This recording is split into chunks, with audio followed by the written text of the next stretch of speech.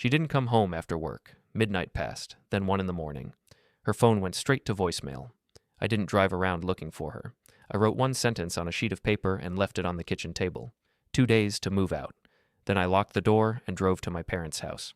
My name is Felix Rourde, and I'm a project manager for a construction company in Portland, Maine. 38 years old, practical, and apparently too trusting for my own good. The apartment where I'd lived with Reina for 3 years was in my name. The lease, the utilities, everything. She'd insisted on keeping her finances separate when we got married. For independence, she'd said. I'd thought it was modern thinking. Now I realized it was strategic planning. At my parents' place, I opened my laptop and logged into the accounts. The lease was in my name. I sent a written notice to the landlord that I was vacating immediately and would not be responsible for anyone else staying there. I saved the confirmation. Next, I transferred my paycheck to a new account, removed my card from the joint one, and shut off the phone plan I paid for. I canceled the internet and electricity under my name and scheduled shut-off for the next afternoon. Everything was confirmed by email. My father, Sam Rourde, watched me work from his recliner. He'd been a cop for 25 years before retiring. He understood the importance of documentation. "You sure about this, Felix?" he asked, not looking up from his newspaper. "Pretty sure," I said, clicking through another cancellation form. "When someone doesn't come home and doesn't answer their phone, they're making a choice. I'm just making mine." My mother, Margot, appeared in the doorway with a cup of coffee. She had that look she got when neighborhood drama was brewing. "I saw a fancy car outside your building last weekend," she said. "Silver sedan, expensive looking. Wasn't yours." "When was this?" I asked. "Saturday morning. You were here helping your father with the gutters.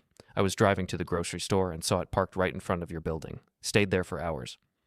I nodded and continued typing. The phone company's website confirmed my cancellation. Service would terminate at midnight tonight. "You know," my mother continued, settling into her chair, "Mrs. Patterson from down the street works at that advertising agency where Reina works. She mentioned seeing her at some fancy restaurant downtown. Said she was all dressed up, sitting with some man in a suit." "When?" I asked again. 2 weeks ago, maybe 3. Mrs. Patterson thought it was you at first, but then she said the man was too tall and had different hair." The next day, while I was having lunch with my father, my phone started lighting up. Missed calls, one after another. Messages asking where I was, why nothing worked, why the apartment was going dark. I didn't answer. That evening, I checked the call log. 23 missed calls. I sent one message. I said the note explained everything. I said the keys could be left on the counter. I turned my phone off and stayed where I was. The deadline was already running. But first, I had work to do. Real work. The kind that required patience and attention to detail. The kind I was good at. The next morning, I drove to the Switchyard, a bar near the old railway district where construction crews and mechanics grabbed coffee before work. My friend Mick Donnelly was there, as usual, reading the sports section and complaining about the Patriots. "Felix," he said, looking surprised. "Thought you'd be at the job site." "Took a personal day," I said, ordering coffee. "Need to ask you something. You still do side work on cars?" Mick owned a garage and had been fixing engines since high school. He was built like a linebacker and had the personality to match. "Depends what kind of side work. Nothing illegal." "Nothing illegal," I assured him. "Just need some information. You know anything about silver sedans? Expensive ones?" "What kind of silver sedan?" I described what my mother had seen. Mick nodded knowingly. "Sounds like a BMW 5 Series, maybe an Audi A6. Those run about 60 grand new." "Why?" "Someone's been parking one outside my building. Curious who drives cars like that around here." Mick grinned. "Well, there's only a few places in town that sell those. Probably came from the dealership on Congress Street. Guy named Tony runs the service department there. He might know." I thanked Mick and drove to the dealership. Tony was exactly what you'd expect from a car service manager. Friendly, talkative, and eager to help. When I described the car and mentioned seeing it regularly in my neighborhood, he nodded. "Silver BMW 5 Series? Yeah, I know that car. Belongs to Derek Stiles. Works at some advertising company downtown. Brings it in for service every 3 months. Always complains about city parking scratching the paint." Derek Stiles. I'd heard that name before. Reina had mentioned him occasionally. Her boss at the agency. The creative director who'd given her the promotion last year. I thanked Tony and drove home to my parents' house. My phone had been buzzing all morning, but I'd left it in the car. When I finally checked it, there were 17 new messages from Reina and 3 from a number I didn't recognize. The unknown number had sent, "You don't know what you're doing. Step away. I smiled and typed back, "Oh, I know exactly what I'm doing." Then I opened my laptop and got to work. Real work. The methodical kind. Reina had always been careless with passwords. She used the same one for everything, our old dog's name followed by her birth year. It took me less than 5 minutes to access her cloud storage account. The photos were there, dinner dates, weekend trips, hotel rooms. Derek Stiles featured prominently. The timestamps went back 8 months. The calendar entries were even more interesting. Client dinner with Derek. Strategy session. Offsite. Creative retreat. Overnight. All on weekends. All when I'd been working late or visiting my parents. I downloaded everything and organized it into folders. Then I did something that felt surprisingly satisfying. I created a new email account and sent copies to myself. Insurance, my father would have called it. My phone buzzed again. Another message from the unknown number. "This won't end well for you." I typed back, "It already hasn't ended well for me. Now it's someone else's turn." Then I called Mick. "Remember that favor you owe me? I'm ready to collect." The next morning was Thursday. I'd been gone from the apartment for 2 days, and Reina's panic was escalating. Her latest voicemail was desperate. "Felix, please, just call me back. We can work this out. I can explain everything." But I wasn't interested in explanations. I was interested in information. Mick met me at the coffee shop across from Reina's agency. Through the window, we could see the parking garage where employees parked. At exactly 9:15, a silver BMW pulled into a reserved spot on the second level. "That's him," I said, watching Derek Stiles get out of the car. He was tall, well-dressed, and moved with the confidence of someone who'd never faced real consequences for anything. "What's the plan?" Mick asked. "Simple. We wait."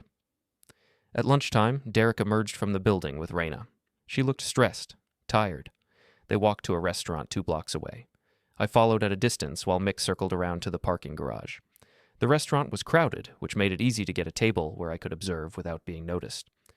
Derek and Reina sat near the window. Their conversation looked intense. Reina kept checking her phone. Derek kept reaching across the table, trying to take her hand. I ordered lunch and watched. After 30 minutes, Derek paid the check and they walked back toward the agency. Reina stopped halfway there and started crying. Derek put his arms around her, right there on the sidewalk. I took photos. When they disappeared back into the building, I walked to the parking garage. Mick was waiting by Derek's BMW. "Nice car," he said. "Shame about the tires." I looked closer. All 4 tires had been deflated, not slashed. No permanent damage, just inconvenience. Mick was good at walking the line. "Also," Mick continued, holding up his phone, "I recorded the license plate and took some pictures of the interior. Guy leaves a lot of personal stuff in there. Credit card receipts, hotel parking stubs. Interesting reading." We left before Derek discovered his car trouble. That evening, I finally called Reina back. She answered on the first ring. "Felix, thank God. Where are you? What's happening? The apartment is exactly what it should be," I interrupted. "Empty." "But I live there. My things are there." "Your things can be moved. You have until tomorrow night." "Felix, please, let me explain. It's not what you think." "It's exactly what I think. I have photos, Reina, calendar entries, hotel receipts, 8 months' worth." Silence on the other end. "Derek Stiles," I continued. "Your boss, your promotion, your weekend strategy sessions, your client dinners. Should I go on?" "How did you—" She started, then stopped. 2 days, I said. "That was the deal. You have until tomorrow night to get your things out of my apartment. After that, the locks change." "You can't do this. I have rights." "Actually, I can. The lease is in my name. I've already given legal notice. Check with a lawyer if you want, but you'll find I'm well within my rights." I hung up. An hour later, the unknown number texted again. "Last warning. Back off." This time, I called the number. Derek Stiles answered. "Felix?" "Derek. Nice to finally talk. How are the tires?" Long pause. "I don't know what you're talking about." "Sure you do. Silver BMW, parking garage, 4 flat tires. Ring any bells?" "If you're threatening me—" "I'm not threatening anyone. I'm just a guy whose wife didn't come home from work. A guy who found some interesting photos on a cloud storage account. A guy who's been very patient, but whose patience is running out." "This is harassment." "No, Derek. Harassment would be sending those photos to your wife. Harassment would be forwarding them to HR at your company. Harassment would be posting them on social media with a detailed timeline. This is just a conversation." Another long pause. "What do you want?" "I want you to stop texting me from unknown numbers. I want you to stay away from my apartment, and I want you to understand that tomorrow night, when those locks change, this gets much more interesting." I hung up and turned off my phone. The deadline was 18 hours away. Friday morning brought rain and a new level of desperation from Reina. She'd apparently spent the night at Derek's apartment because she was calling from his phone now, trying different numbers to reach me. I let them all go to voicemail. My father was reading the newspaper when I came downstairs for coffee. "You sure you're handling this the right way?" he asked without looking up. "What's the right way to handle your wife cheating with her boss for 8 months?" "Fair point." He turned the page. "Just remember, son, when you wrestle with pigs, you both get dirty, but the pig enjoys it." I appreciated the wisdom, but I wasn't wrestling. I was executing a plan. At 10 o'clock, I drove to the apartment building.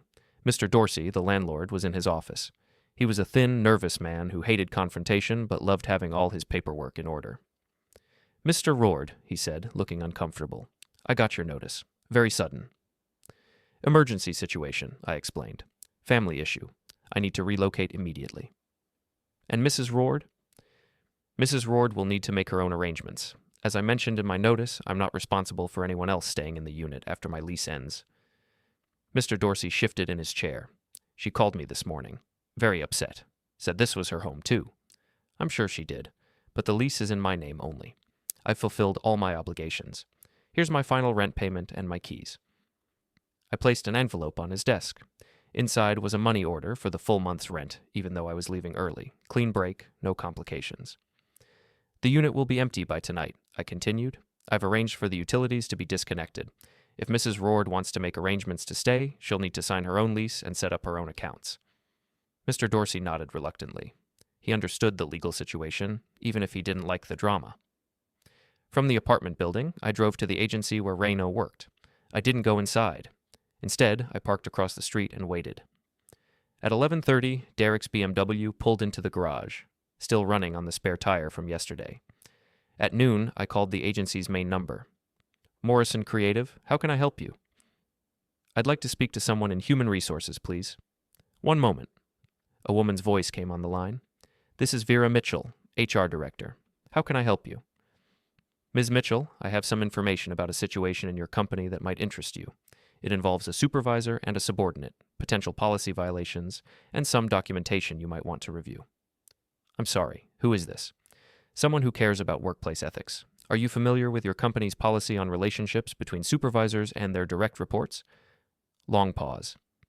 "Yes, we have very clear policies about that." "Good.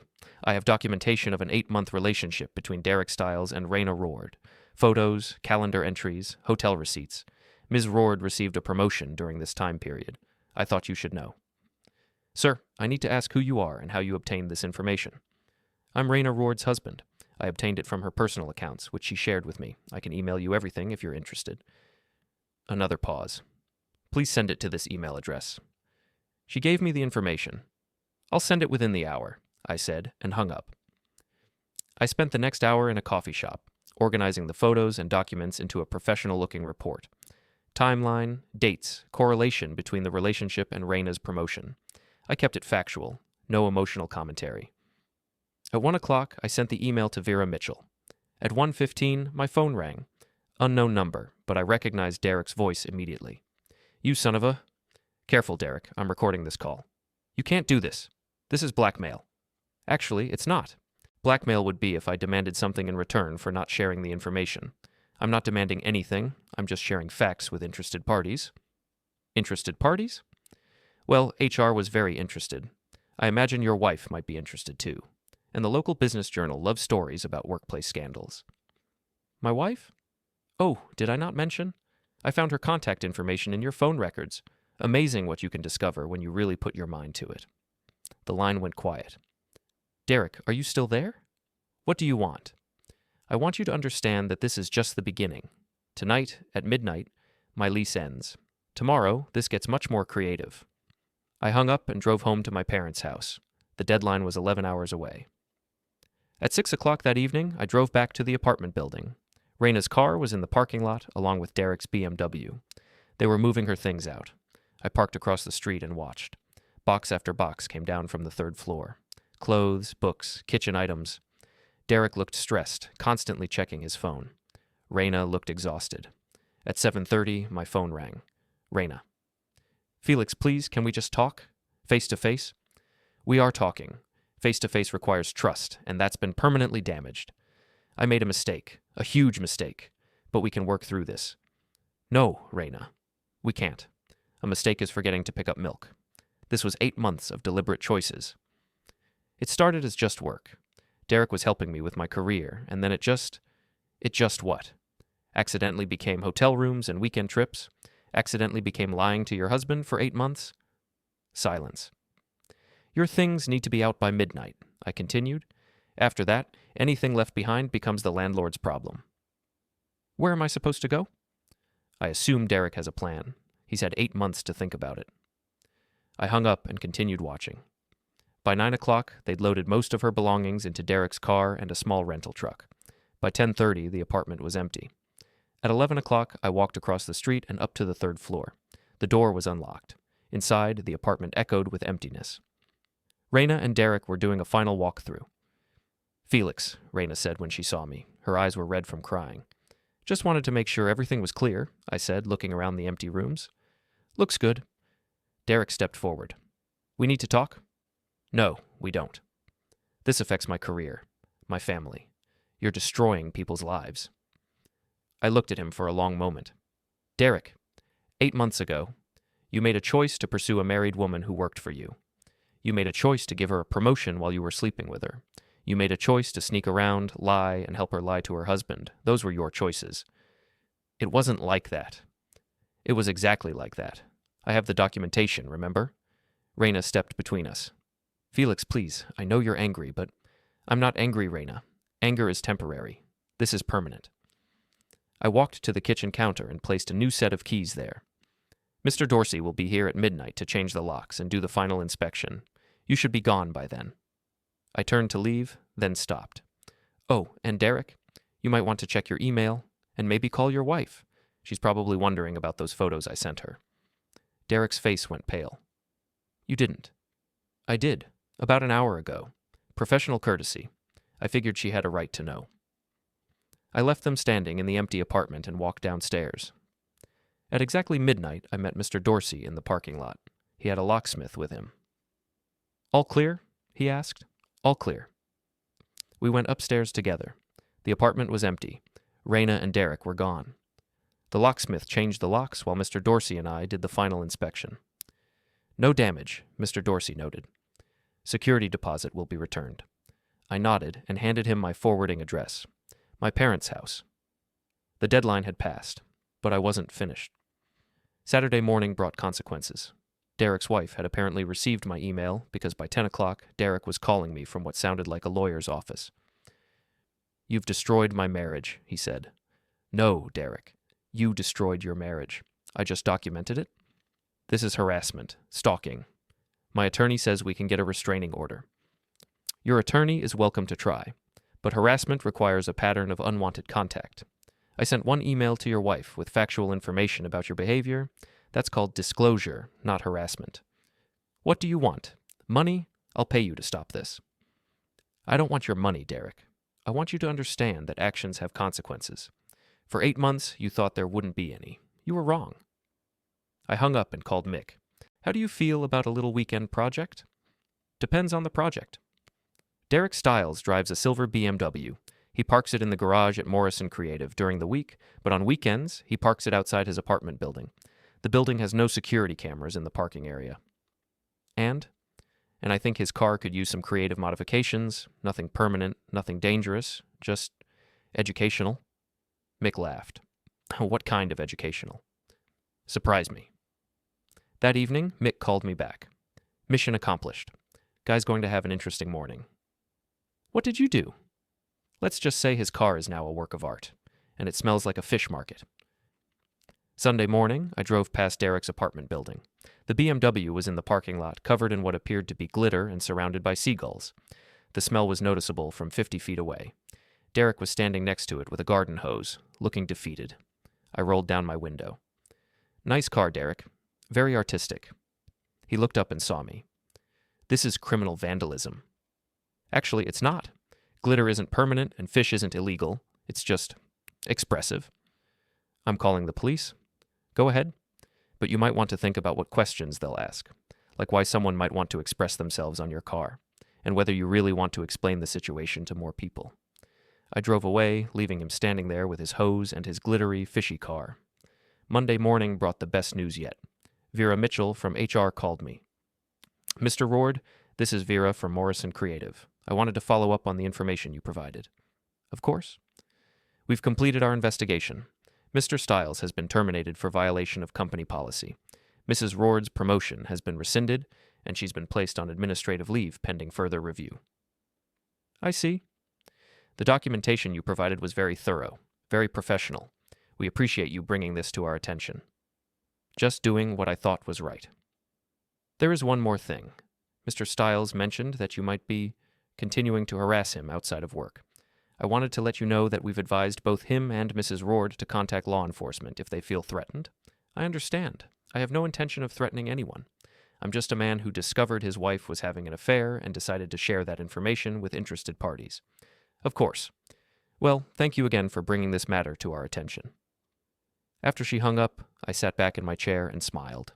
Derek was unemployed, Reina was unemployed, Derek's wife was filing for divorce, and I was just getting started. Because Tuesday was when I planned to visit the local business journal. They loved stories about workplace scandals, especially ones involving prominent advertising agencies. And Wednesday was when I planned to contact the Better Business Bureau about Morrison Creative's hiring and promotion practices. The deadline had passed, but the consequences were just beginning. Tuesday afternoon, I walked into the offices of Portland Business Weekly with a manila envelope full of documentation. The receptionist directed me to Jake Morrison, an investigative reporter who specialized in local business scandals. Mr. Rourde, he said, shaking my hand, what can I do for you? I have a story about workplace ethics violations at one of the city's largest advertising agencies. Supervisor-subordinate relationships, promotions based on personal favors, potential discrimination against other employees. Jake's eyes lit up. Morrison Creative? You know about this? I know they have had some personnel changes recently. 2 high-level employees suddenly terminated or on leave, but I didn't have the details. I opened the envelope and spread the documentation across his desk, photos, calendar entries, hotel receipts, email correspondence, timeline of the relationship correlated with Reina's promotion. Jake whistled low. This is comprehensive. How did you obtain all this? My wife forgot to change her passwords when she started cheating with her boss. Everything here came from accounts she shared with me during our marriage. And you're comfortable going on record? Absolutely. I have nothing to hide. Jake spent an hour reviewing the documents, asking questions, taking notes. This is a solid story, he finally said. Workplace ethics, abuse of power, potential discrimination. We'll need to verify some details and get comments from the parties involved, but this could run next week. One request, I said. When you contact Derek Stiles for comment, mention that this is just the beginning. There's more documentation available if needed. Jake grinned. I like your style. Wednesday morning, I called the Better Business Bureau and filed a formal complaint against Morrison Creative for discriminatory promotion practices. Then I called the Maine Human Rights Commission and filed a complaint on behalf of any employees who might have been passed over for promotion while Derek was favoring his girlfriend. By Wednesday afternoon, Derek was calling me again. You're insane, he said. This is obsessive. It's been a week. Let it go. Derek, you spent 8 months lying to everyone around you. I'm spending a few weeks making sure everyone knows the truth. Seems proportional to me. The Business Journal called me. They're running a story. Good. Transparency is important in business relationships. My reputation is ruined. My career is over. Your reputation should reflect your actions, and your career should reflect your professional ethics. What about Reina? She's lost everything, too. Reina made her choices. She chose to lie to her husband for 8 months. She chose to accept a promotion she didn't earn. She chose to risk everything for an affair with her boss. These are the consequences of those choices. We never meant for this to happen. You never meant to get caught. That's different. I hung up and checked my email. The Business Journal wanted to schedule a follow-up interview. The Human Rights Commission wanted additional documentation, and I had 17 missed calls from a number I didn't recognize. When I called the number back, a woman answered. Is this Felix Rourde? Yes. This is Amanda Stiles, Derek's wife. Ex-wife, actually. I wanted to thank you. Oh, you're welcome, I guess. I've been suspicious for months, but I didn't have proof. Your email gave me everything I needed for the divorce. My attorney says it's the most documented case of adultery he's ever seen. I'm sorry you had to go through this. Don't be sorry, I'm grateful. Derek thought he was so clever, but he was just sloppy, and now he's paying for it. How are you doing? Better than I expected. Turns out when you have comprehensive documentation of your husband's affair, divorce proceedings go very smoothly, especially when the affair cost him his job. After we hung up, I realized I felt something I hadn't expected. Satisfaction. Not happiness exactly, but the deep satisfaction of a job well done, of consequences properly applied, of justice served efficiently and thoroughly. Thursday morning brought the newspaper article. Front page of the business section, local ad agency rocked by ethics scandal. The article was detailed, professional, and devastating. It mentioned Derek by name, described the timeline of his relationship with Reina, and included quotes from HR about their investigation. The article also mentioned that this was part of a larger pattern of workplace misconduct in the advertising industry, and that more revelations might be forthcoming. Derek called me after the article came out. "Are you happy now?" he asked. "Is this enough?" "Derek, I'm not happy. I haven't been happy since I discovered my wife was cheating, but I am satisfied that the truth is finally public." "The truth? You've destroyed two people's lives over a relationship that was already ending." "Already ending? When? After you got caught? After HR investigated? After your wife filed for divorce? Exactly when was it ending, Derek?" Silence. "The truth is that you abused your position of authority to pursue a subordinate. The truth is that you gave her a promotion while you were sleeping with her. The truth is that you both lied for 8 months. Those are the truths that matter." "What do you want from us?" "I want you to understand that actions have consequences. I want other people in positions of authority to see what happens when you abuse that authority. And I want my wife to understand that lying to your spouse isn't a minor mistake." "Reina wants to talk to you." "Reina had 8 months to talk to me. She chose to lie instead. She's sorry." "I'm sure she is. Sorry she got caught." I hung up and turned off my phone. The deadline had passed 2 weeks ago, but the consequences were still unfolding, and I was content to let them unfold for as long as necessary. Because some lessons take time to learn. Friday evening, I was having dinner with my parents when someone knocked on the front door. My mother answered it and came back looking concerned. "Felix, there's a woman here to see you. Says she's your wife." I found Reina standing on the front porch, looking smaller than I remembered. She'd lost weight, and her usual perfect appearance was replaced by jeans and a simple sweater. No makeup, hair pulled back. She looked exhausted. "Hello, Reina." "Felix, thank you for seeing me." "I'm not seeing you. You showed up uninvited. There's a difference." "Can we talk, please? Just for a few minutes?" I stepped outside and closed the door behind me. "You have 5 minutes." I wanted to say, "I'm sorry. Really sorry. Not just sorry I got caught, but sorry for what I did. Sorry for lying to you. Sorry for throwing away our marriage." "Okay. You're sorry. Is that all?" "I want to explain." "There's nothing to explain, Reina. You chose to have an affair with your boss. You chose to lie about it for 8 months. You chose to accept a promotion you didn't earn. You chose to sneak around behind my back. Those were conscious decisions. It wasn't supposed to happen. It just developed. Nothing just develops, Reina. You made choices. Every hotel room was a choice. Every lie was a choice. Every time you came home and pretended everything was normal, that was a choice." She started crying. I know I messed up everything. But can't we try to work through this? Can't we try counseling or—" "No." "Just no? That's it?" "Reina, trust is like a window. Once it's broken, you can tape it back together, but you'll always see the cracks. I'll never trust you again. Ever. And a marriage without trust isn't a marriage." "But I love you." "No, you don't. You love the security I provided. You love having someone to come home to when your affair got complicated. You love having a backup plan, but you don't love me." "That's not true." "If you loved me, you wouldn't have spent 8 months lying to my face. If you loved me, you wouldn't have risked our marriage for Derek Stiles. If you loved me, you would have come home that night instead of staying wherever you stayed." She wiped her eyes. "What happens now?" "Now you live with the consequences of your choices. You find a new job, a new apartment, a new life. You figure out who you are when you're not lying to someone." "And you? What about you?" "I'm fine. I have my job, my family, my self-respect.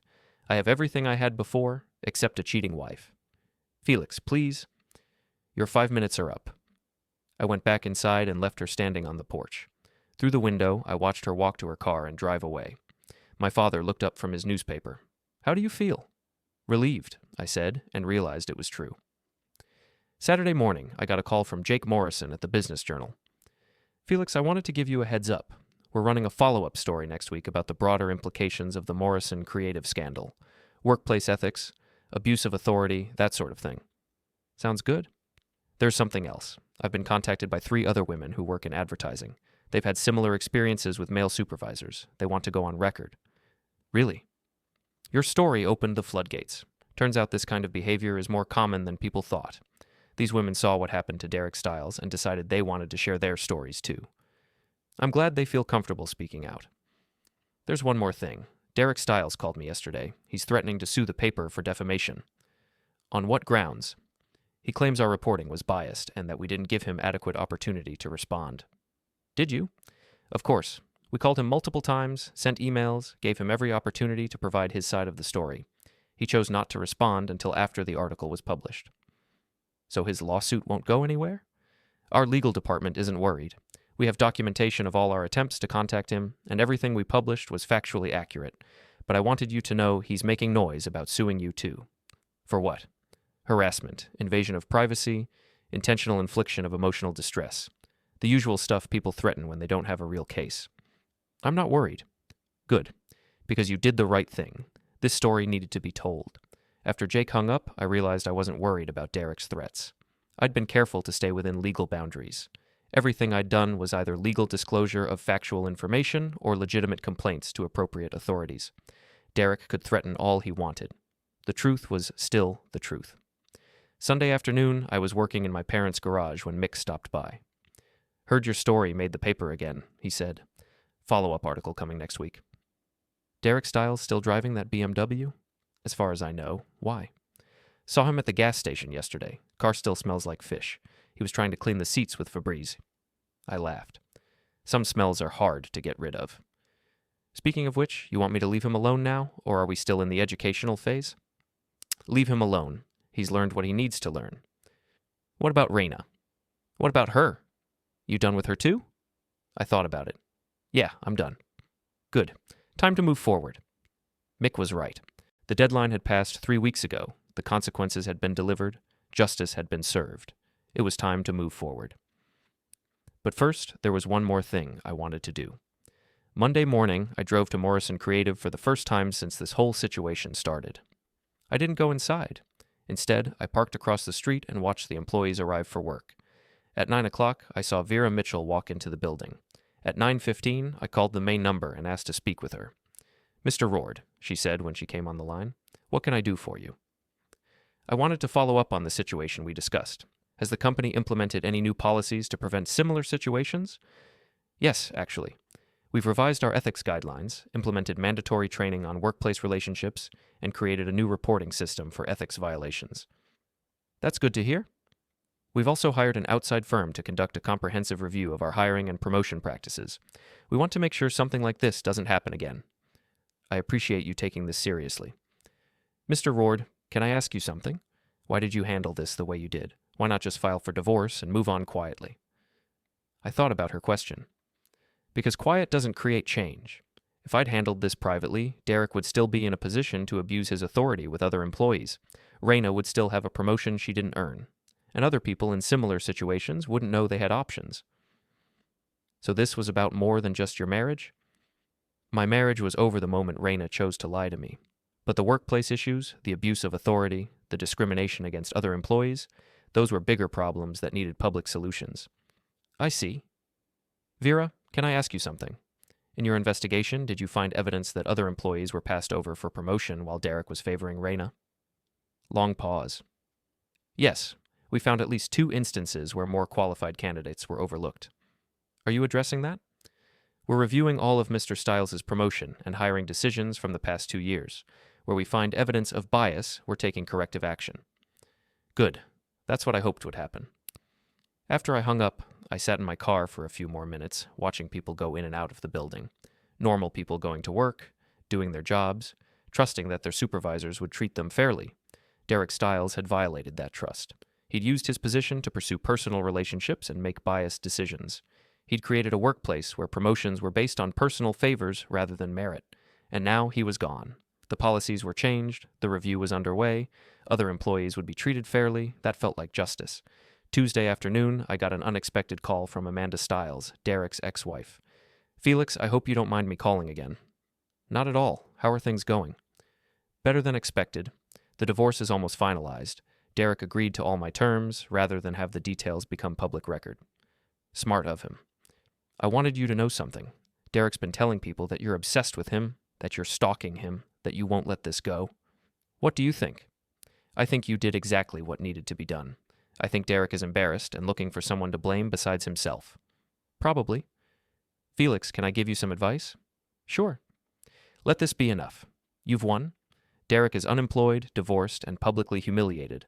Reina lost her job and her marriage. Everyone knows what they did. You don't need to do anything else." "I wasn't planning to." "Good, because the best revenge is moving on and being happy. Don't let their mistakes define the rest of your life." She was right. I'd spent a month making sure Derek and Reina faced consequences for their choices. Those consequences had been delivered. The truth was public. Justice was served. It was time to focus on my own life. Wednesday evening, I was having dinner with my parents when my mother brought up a subject I'd been avoiding. "Felix, you've been staying here for a month now. What are your plans?" "I'm looking for a new apartment. Haven't found the right place yet." "Take your time," my father said. "No rush." "Actually," my mother continued, "Mrs. Patterson mentioned that her daughter Sarah is getting divorced too. She's a teacher, very nice girl. Maybe you two should meet." "Mom, I've been separated for exactly 1 month. I'm not ready to date." "I'm not talking about dating. I'm talking about coffee. Two people who've been through similar situations, maybe they could be friends." My father looked up from his newspaper. "Your mother's right. Isolation isn't healthy. You should get out, meet people, remember what normal relationships look like." "Normal relationships?" "Relationships based on honesty, trust, mutual respect, the things you didn't have with Reina." That night, I lay in my childhood bedroom thinking about the past month. The discovery, the deadline, the consequences, the aftermath. It felt like a complete story with a clear ending. Derek Stiles was unemployed and divorced. His reputation in the advertising industry was destroyed. His behavior was public record. He would have difficulty finding another job in his field. Reina was unemployed and homeless. Her promotion had been rescinded. Her affair was public knowledge. She would have to rebuild her career and her life from scratch. Morrison Creative had changed their policies and was reviewing all of Derek's decisions. Other employees who had been unfairly passed over were getting corrective action. The Business Journal's follow-up story had inspired other women to speak out about workplace harassment. The conversation about abuse of authority in professional settings was expanding. And me, I was free. Free from a lying wife, free from a toxic relationship, free from the anger and betrayal that had consumed me for weeks. The deadline had been 2 days, but the real deadline, the end of my old life and the beginning of something new, had taken a month. Thursday morning, I called a real estate agent about apartment listings. It was time to find my own place again. Friday afternoon, I accepted my mother's invitation to have coffee with Sarah Patterson. Saturday evening, I had dinner with friends I hadn't seen in months. The deadline was over. The consequences had been delivered. The truth was public. It was time to move forward. But first, there was one last thing I wanted to do. One final conversation that would close this chapter completely. Sunday afternoon, I drove to the coffee shop where Reina and I had our first date 3 years ago. I'd asked her to meet me there. She'd agreed immediately, probably hoping for reconciliation. She was already waiting when I arrived, sitting at the same table we'd shared that first day. She looked hopeful when she saw me. "Felix, thank you for calling. I wasn't sure you'd ever want to see me again." "I don't want to see you again. This is the last conversation we'll ever have." Her face fell. "Oh." "I wanted to tell you something, and I wanted to say it face to face. You destroyed our marriage. You destroyed my trust. You destroyed 3 years of my life with your lies." "I know. I'm so sorry." "But you also did me a favor." She looked confused. "What?" "You showed me who you really are. You showed me what you're capable of when you think you won't get caught. You showed me that I was married to someone who could lie to my face for 8 months without blinking." "Felix, I'm not angry anymore, Reina. I was angry for a while, but that's past. Now I'm just grateful." "Grateful?" "Grateful that I found out who you are before we had children. Grateful that I found out before we bought a house together. Grateful that I found out while I'm still young enough to start over." She started crying. "I never wanted to hurt you. Yes, you did. Maybe not consciously, but you made choices that you knew would hurt me. Every lie was a choice to hurt me rather than tell me the truth. I was scared. You were selfish. There's a difference. I stood up to leave, then sat back down. There was one more thing. Reina, do you want to know the real reason I handled this the way I did? She nodded, wiping her eyes. It wasn't just about revenge. It wasn't just about consequences. It was about making sure this never happens to anyone else. What do you mean? Derek Stiles abused his position of authority to pursue you. He gave you a promotion while he was sleeping with you. He created a workplace where advancement was based on personal relationships rather than merit. I know, but if I'd handled this quietly, he'd still be in that position. He'd still be able to manipulate other employees. Other women would be pressured into relationships they didn't want, or passed over for promotions because they wouldn't sleep with their boss. I never thought about that. Of course you didn't. You were thinking about yourself, about what you wanted, about how to get ahead without earning it. That's not fair. It's completely fair. You accepted a promotion you knew you didn't deserve. You knew Derek was giving it to you because of your relationship. You knew other people were more qualified. She looked down at her hands. Yes. So, by making this public, by forcing Derek out of his position, by getting the company to change their policies, I protected other employees from what you and Derek did. I never meant for anyone else to get hurt. Intent doesn't matter, Reina. Impact matters. And the impact of your affair was that qualified employees were passed over while you got ahead by sleeping with your boss. I stood up again. That's why I did what I did. Not just for me, but for everyone Derek might have manipulated in the future. Everyone who deserves to be promoted based on their work, not their willingness to sleep with their supervisor. Felix, wait. I turned back. What happens now? To us, I mean. There is no us. There never will be again. You'll file for divorce, I'll agree to it, and we'll never speak again. But what if I change? What if I get help? Go to counseling? Prove that I'm different? Reina, you're not different. This is who you are. Someone who lies when it's convenient. Someone who takes shortcuts when they're available. Someone who thinks about themselves first and everyone else second. People can change. Maybe, but I'll never trust you enough to find out. I walked toward the door, then stopped one last time. The deadline was 2 days to move out, but the real deadline was 8 months ago when you chose Derek over our marriage. Everything since then has just been paperwork. I left her sitting at the table and walked outside. The afternoon sun was warm, the street was busy with normal people living normal lives, and I felt lighter than I had in months. My phone buzzed. Text message from an unknown number. This is Derek. I know you're behind everything that's happened. This isn't over. I typed back, yes, it is. Then I blocked the number and drove home to my parents' house. That evening, I called the real estate agent about an apartment I'd seen. 2 bedrooms, good neighborhood, available immediately. I scheduled a viewing for Monday. Monday morning, I looked at the apartment and signed the lease. Tuesday, I started moving my things out of my parents' house. Wednesday, I had coffee with Sarah Patterson. She was intelligent, funny, and refreshingly honest about her own divorce. Thursday, the Business Journal's follow-up story was published. It mentioned the broader implications of workplace harassment and the importance of employees speaking out about abuse of authority. Friday evening, I was in my new apartment, unpacking boxes and setting up furniture, when someone knocked on the door. It was Mick, carrying a 6-pack of beer and wearing a huge grin. "Housewarming gift," he said, holding up the beer. "How did you know I was here?" "Your mom told me. She's proud of you, by the way." "For what?" "For handling this whole thing like a man, for standing up for yourself, for not letting them get away with it." We sat on my new couch and opened the beers. "So what's next?" Mick asked. "Next, I live my life. I do my job, I meet new people, I remember what it's like to trust someone." "Sounds good." "Mick, can I ask you something? Do you think I went too far?" He considered the question. "You want the truth?" "Always." "I think you did exactly what needed to be done. Derek Stiles was a predator who used his position to manipulate women. Reina was a cheater who lied to your face for 8 months. They both needed to face consequences." But now it's over. You won. They lost. Time to move on. I am moving on. Good, because the best revenge isn't destroying someone else's life. It's building a better life for yourself. Saturday morning, I woke up in my new apartment, made coffee in my new kitchen, and sat on my new couch reading the newspaper. The business section had a small follow-up story about Morrison Creative's new ethics policies. I read it with satisfaction, then turned to the sports section. The deadline had been 2 days to move out. It had taken 6 weeks to deliver justice, but it had taken exactly 1 month and 4 days to reclaim my life, and that felt like perfect timing.